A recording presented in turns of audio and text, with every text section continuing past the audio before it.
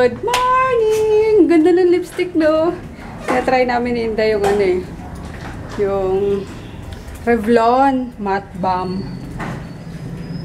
Binigyan ko siya ng isa. Pinapili ko siya. Showy yung napili niya. Yung pink. Ayan. Itong suot ko ngayon is stand out. Talagang nag-stand out nga. Grabe. Isang ano lang yan. Isang ganun lang. Itong sultry, hindi ko pa natatry. Pero mukhang maganda to.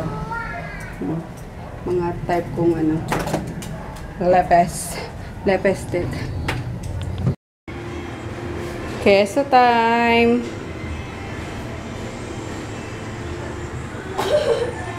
Siguro talaga. Wala na nakuha si Tipi. Bakit kanina? Di ba kay TP yun? Kaya Kinain ni Groot? Nakuha ni Groot. Matakaw sa keso. Ayun guys, galing na akong Talipapa. Bumili ako ng galunggong. Ayun, kasi nagpakuha ako kay mama doon ng, or humingi ako kay mama ng panggulay namin, toge. Tapos syempre partner yun ng prito. No more! No more! Ayun. May tapos na! Sige, wash ka ng hands mo. Tapos, nagluluto na ako ng lomi again. Favorite na ko, lokoy. 3 piraso na inano ko. Luto ko. Para almusal na rin namin. Ayun, back to school na naman sila. Sila Mark, kawawa naman. Ang empleyado. Ang ibang school. Ipasok na. So, yun. Ha? Yan si Madam Claudia speaking. Ay, bongga! Ayun guys, tapos na naman ang aming workout na Emma. Medyo late ngayon. Alas 10 na kami nagsimula eh. Nag-prepare pa kasi kami yung pang ulam ngayong lunch. Yung toge. Tinanggalan pa namin ng buntot eh. So yun. Anyway, patapos ito naman. Yan. Luto na kami ng ulam na muna. Tapos, nakapack na rin ako ng for shipping today. Kalahati pa lang. To be continued after lunch. Pahinga muna ako. Pala. I'm done. Naluto ko na yung toge. Tapos, naprito ko na rin yung fish. Pakainin ko na lang yung mga dogs. Dito na yung pritong Gigi. Yummers.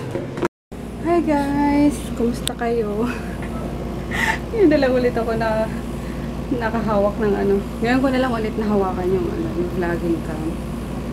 Busy kasi kanina, grabe. Natambakan ako ng order. Kasi nga nung Saturday, diba, nung Undas. Hindi ako nagpa-ship at ayun, pahinga din. Talagang wala din namang magpipick up. So, yun. Medyo natambak yung yung mga order. Kaya kanina, puspusan yung ko, yung pagbabalot ko. So, buti na lang, maaga nga akong gumising kahapon, diba?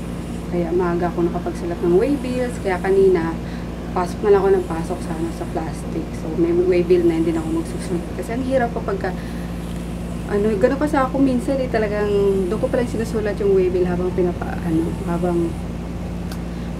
tsaka ko ipapasok yung yung product. So, medyo din dyan. So, ayun, since nga, madami-dami, nag-iba ako ng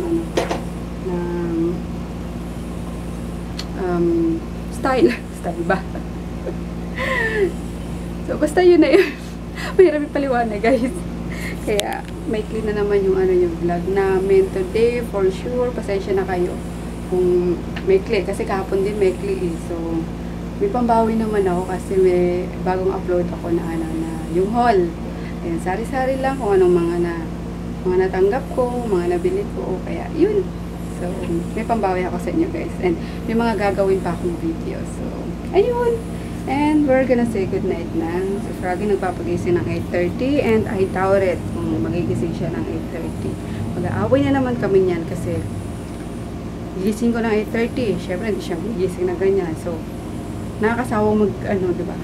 Yung gisingin yung ayaw magpagising. So, kaya ako. And then, 9 o'clock ko na rin ginising. Magalit siya. Di ba sabi ko, 8:30, ganyan. So, ang hirap na itong ang hirap na itong pakisamahan.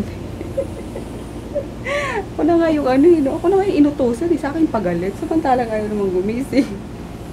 So, ayun nga guys, tama na daldal. Magpapahinga na kami kasi bukas back to school na si Kolokoy na maghapong nasa labas, maghapong nakipaglaro ng mga cards niya, ng mga text, mga pog.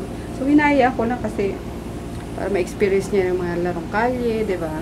So, yun bukas back to school na siya kaya tutulog na kami. Good night, see you tomorrow. Good night na Kolokoy.